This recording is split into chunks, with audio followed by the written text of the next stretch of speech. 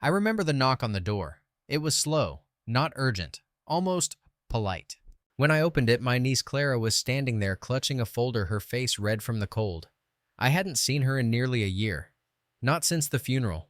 Not since we lowered my brother into the ground and said goodbye to the man who once held this family together. She looked nervous. "Uncle Robert," she said quietly, "we need to talk about Dad's will." That was the moment I knew something was wrong. "I'm Robert Dawson. I'm 58 years old.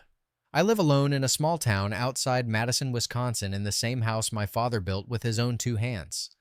I worked as a postal supervisor for 32 years before I took early retirement after a heart scare that changed how I saw everything. I live simply. I don't ask for much.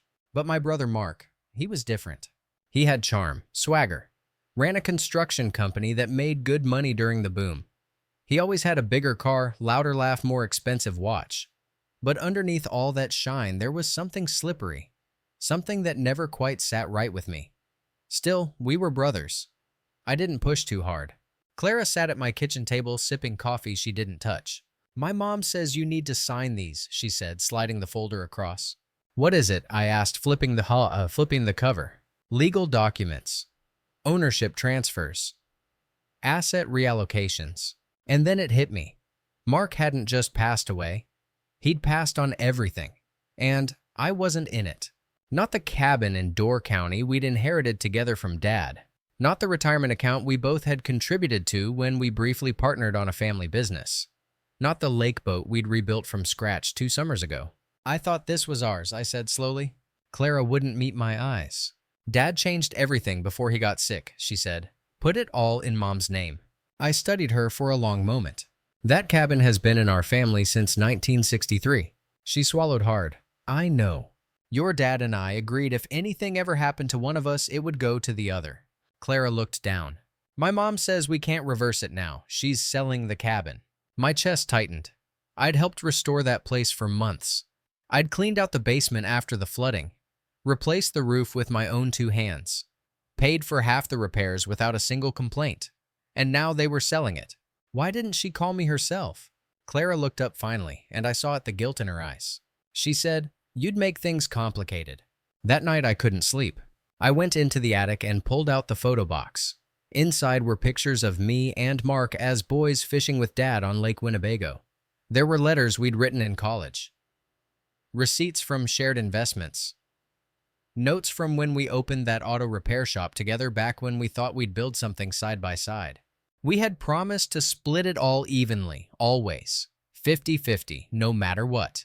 I kept asking myself, when did that stop meaning something? The next morning, I called my sister-in-law. She didn't answer. I left a voicemail. Then another. Then I got a text. "Please talk to my lawyer. Everything is finalized." Just like that. 35 years of shared family history, reduced to paperwork I was never shown. 2 weeks later, I got the formal notice. The cabin had sold. The boat too. The proceeds were going straight to my brother's wife and kids. No mention of me. No acknowledgement that my name had once been on those deeds. No offer to settle fairly. Just silence. I spoke to a lawyer. He reviewed the papers, told me what I already feared. "Unless you can prove coercion or fraud, there's not much we can do," he said. "Your brother had the right to rewrite the documents. If he put everything in his wife's name before passing, the courts will uphold it." I asked if my half of the renovation costs could be recovered.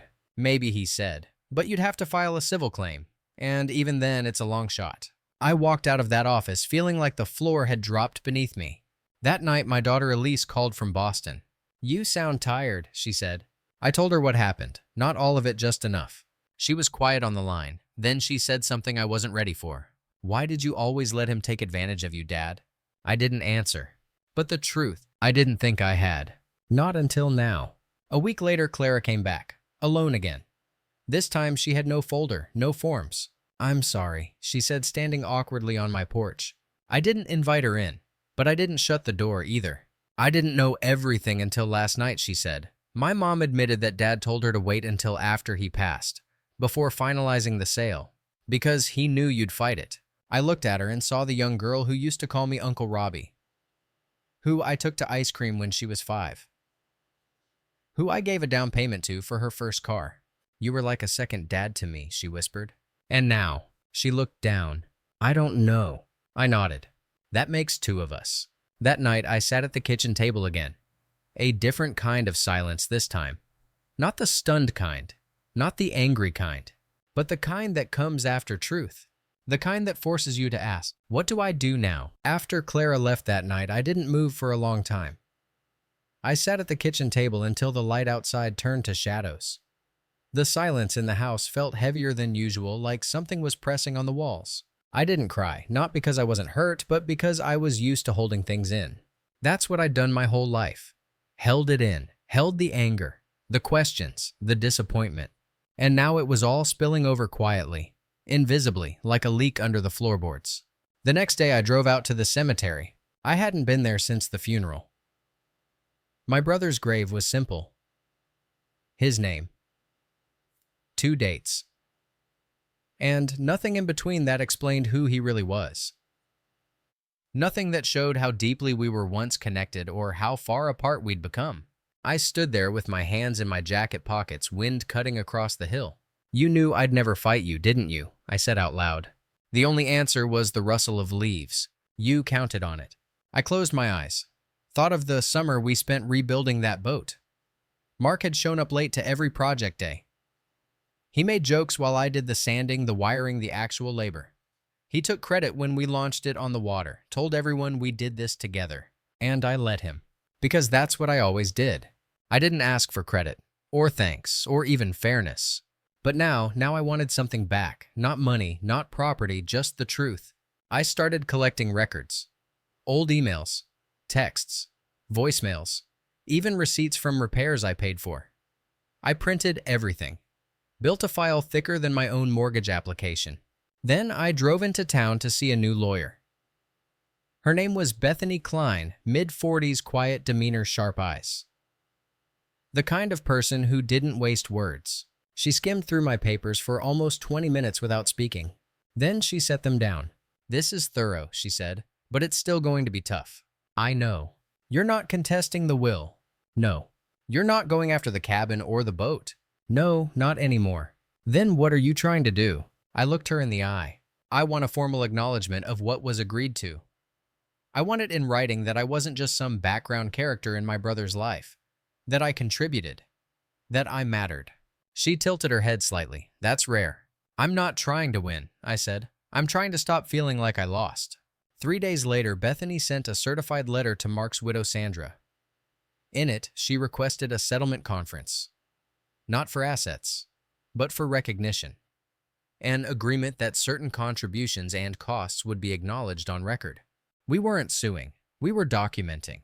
The response came a week later, a hard no. No meeting, no agreement, no acknowledgement.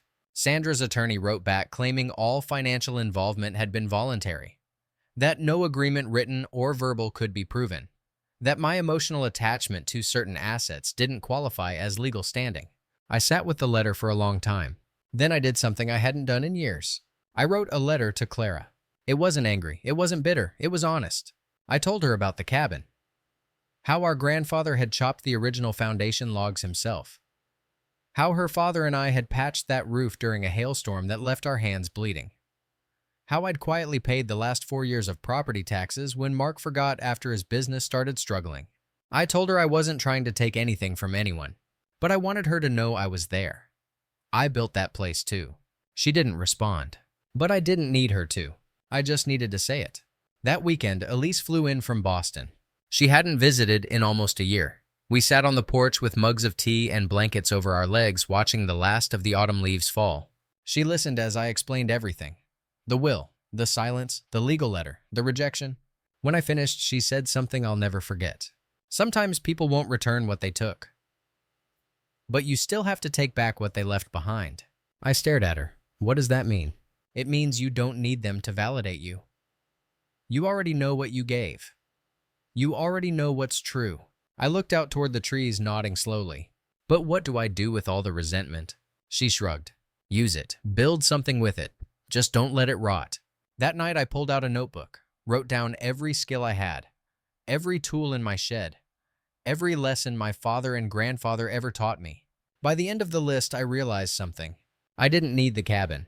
I could build another. It wouldn't be the same logs, the same lake, but it would be mine. Every inch. The next morning I called a realtor. Told her I was looking for a small piece of land with trees. Something quiet. Remote. Something I could work on without anyone watching. She asked what kind of structure I planned to build. I smiled.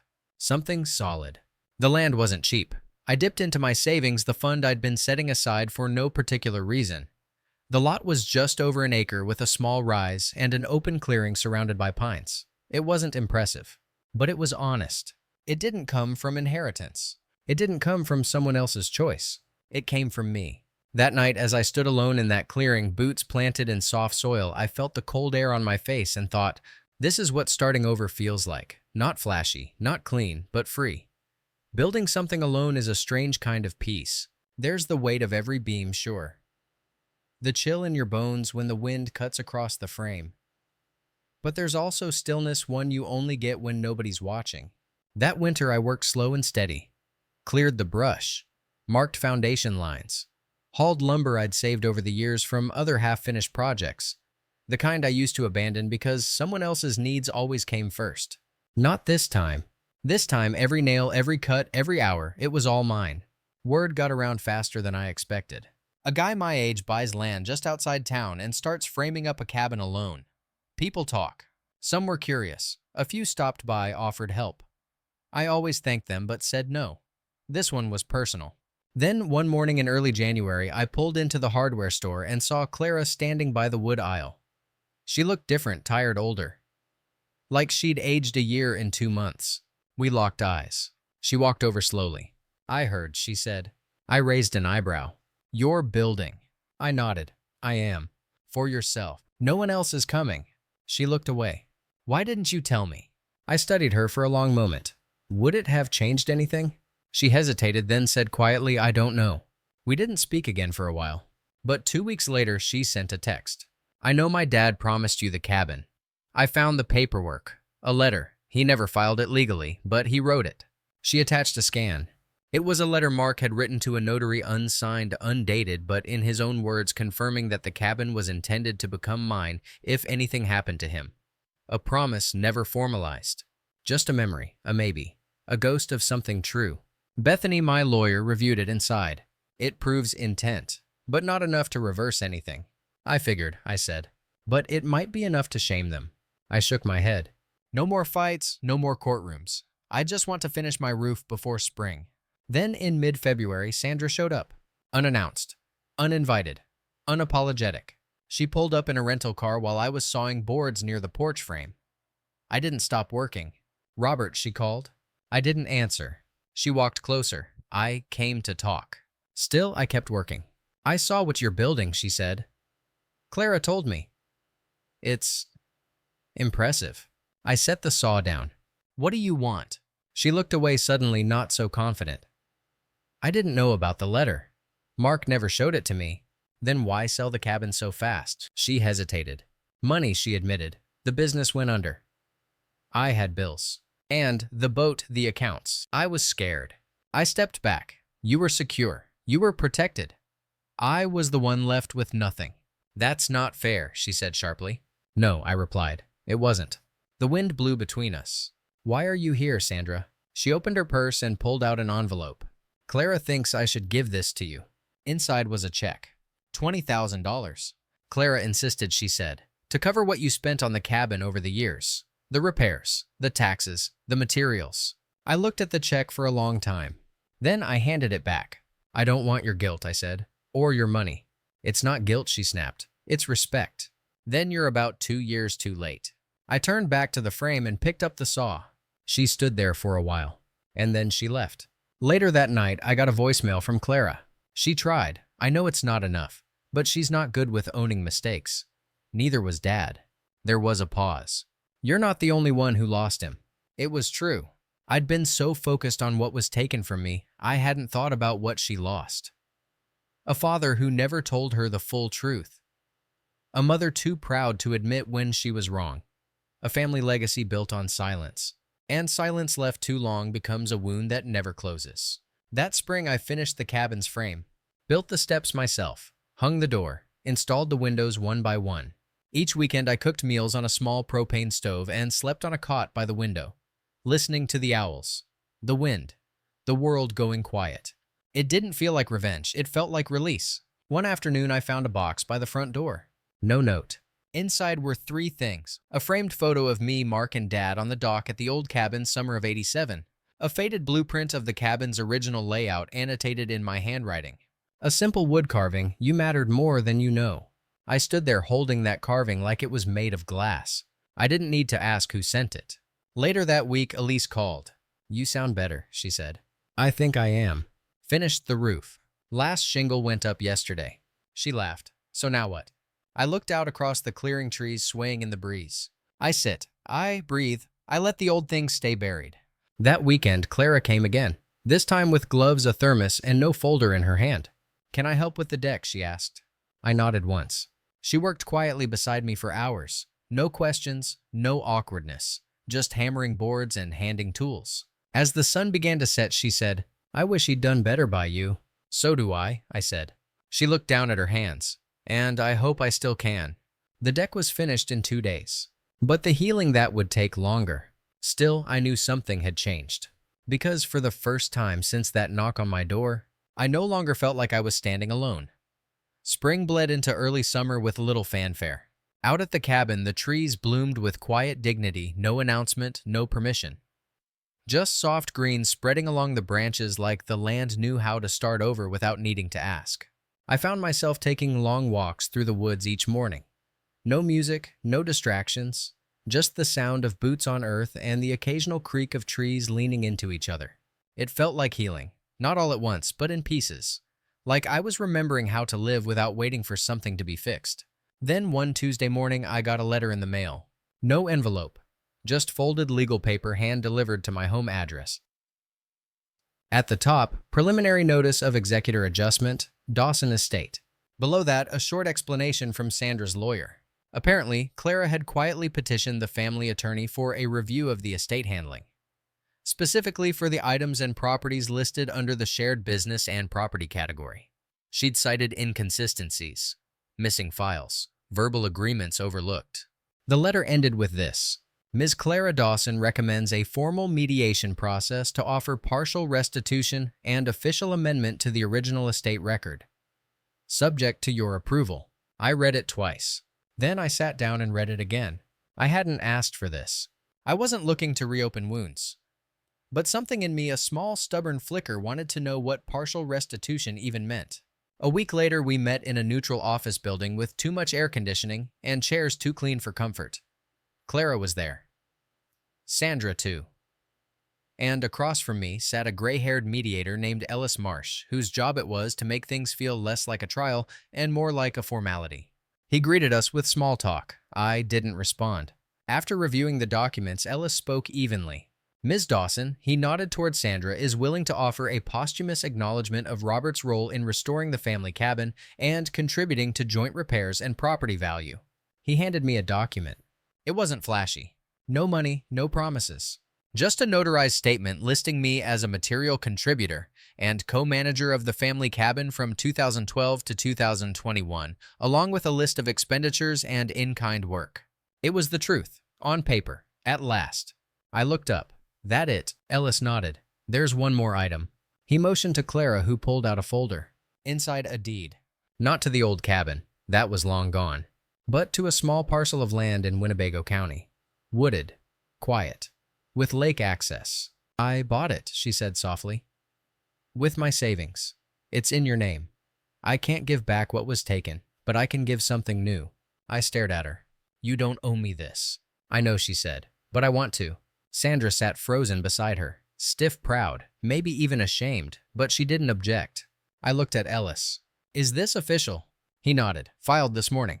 I looked back at Clara, and I nodded once. Later that evening, we sat at the cabin's porch with coffee in hand. The sun dipped behind the trees, throwing soft orange across the deck. Clara sipped her drink carefully. "I didn't know what else to do," she said. "You've always been the one who carried things quietly." I didn't speak right away. Then I said, "You gave me back something your father never could." She looked over. "What's that?" "Truth, without conditions." She smiled through a small tear. That weekend, I drove out to see the new land. It wasn't big, just under half an acre. But the water was clean. The trees were tall. And the breeze carried that old familiar smell of pine and lake that reminded me of when Dad used to drive us out on Saturdays with fishing rods and trail mix. I walked the property line's boots, brushing through tall grass. I didn't know if I'd build on it. Didn't know if I'd ever stay there. But just knowing it was mine, truly mine, felt like standing in the sun after years in shadow. Back at the cabin, I got back to work. The flooring still needed finishing. I started carving furniture from leftover wood. Nothing fancy, just a rocking chair, a simple table, a bed frame. I built with a dovetail joint I hadn't used in over a decade. Each piece came together with quiet satisfaction. This wasn't revenge. It wasn't even redemption. It was restoration.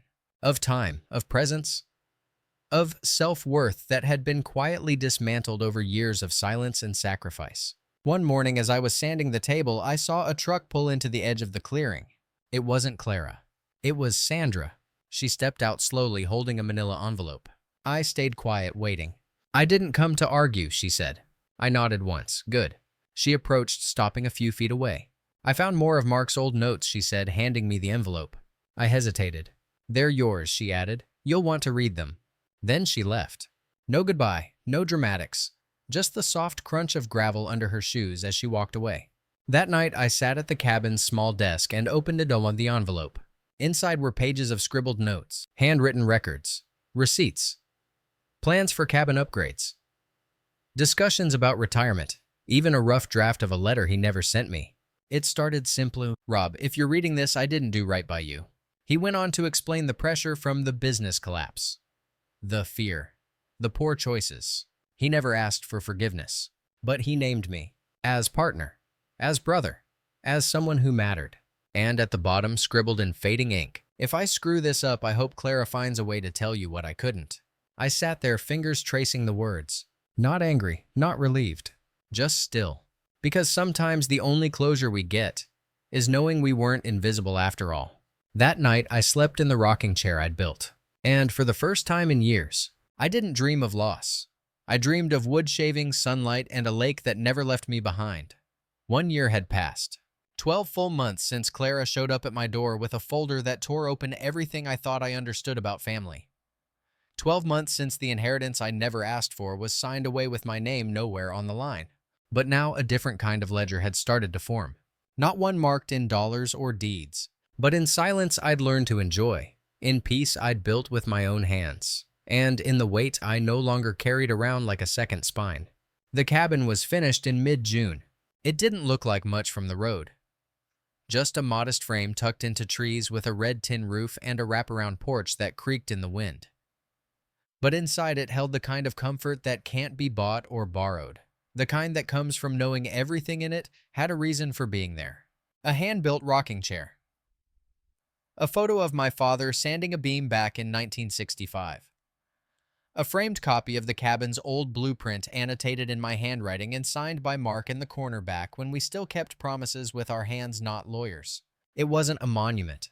It was a memory made real. People started visiting more once summer settled in. Friends from the post office came by for coffee. Neighbors dropped off firewood. Even Clara would come every other Sunday, sometimes with lunch, sometimes with questions. "Do you think he regretted it?" she asked me one afternoon as we sat on the porch watching dragonflies skim the grass. I knew who she meant. I took a long sip of my coffee. "I think he regretted the easy things I said, the shortcuts, the silences, but not loudly enough." She nodded. Then she asked something harder. "And you? Do you regret not fighting harder?" I didn't answer right away. But eventually I looked over at the trees, the sky, the place I'd rebuilt from nothing but a broken promise and a pile of lumber. "No," I said, "not anymore." Elise came home that summer too. She brought her partner, a kind, quiet woman named Ray. We sat out by the fire pit one evening roasting vegetables and sharing stories. Elise said something that made me stop and stare at her for a long time. "You taught me something by not getting bitter," she said. "You didn't let what they took from you become who you are." I didn't say anything, but my chest got tight in the way it does when someone sees you clearly, maybe clearer than you see yourself. I still had bad nights sometimes, flashes of anger, dreams where Mark and I were arguing on the cabin steps, Moments where I'd see an old picture, or hear a song on the radio and feel that familiar ache behind the ribs. Grief doesn't leave you. It just stops being the first thing in the room. In late July, Clara invited me to a memorial event in town. They were dedicating a new bench at the community park. Mark's name was on the plaque donated by the construction firm he helped build and then lost. I thought about saying no, but in the end I went. Clara stood beside me as people took turns sharing stories. Most remembered him as funny, energetic, generous. No one mentioned the things left undone, the promises unkept. That wasn't the kind of ceremony people allow. Afterward, Clara handed me a folded piece of paper. I found this in one of Dad's old notebooks. I opened it. It was just a sentence, scrawled in faded ink. I don't know how to say sorry to someone who never asked for anything. I folded it and slipped it into my shirt pocket. That night, I walked through the clearing behind my cabin, stood under the stars, and finally let myself say it out loud. I forgive you. No tears, no audience, just me and the woods. In early August, I hosted a gathering. Clara helped cook. Elise brought folding chairs. A few old friends brought drinks. We sat out on the deck and watched the sun drop behind the trees. Laughter came easy that night, the kind that doesn't feel forced, that bubbles up from places that used to be too sore to touch. One of the neighbors asked if I planned to sell the place someday. I shook my head. This was never an investment, I said. It was a recovery. Before the night ended, Clara pulled me aside. I know I can't fix what happened, she said.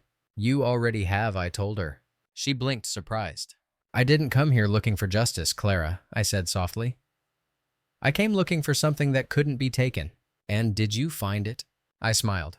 Yes. By the time autumn rolled in, the air had changed. So had I. I wasn't the man who sat at the kitchen table waiting for a call that never came. I wasn't the brother who stood at the edge of a grave feeling like he'd lost something he couldn't name. I was something quieter, more certain. The cabin still stands, not just in wood and nails, but in what it taught me. That loss doesn't always look like a storm. Sometimes it's a slow erosion, a whisper that turns into a wall between people. But if you're lucky, if you're willing to stop patching what's already rotted, you can build again. And when you do, you build stronger, wiser. Not out of bitterness, but out of clarity. And that's where freedom lives. Not in what you lost, but in what you finally chose to make your own.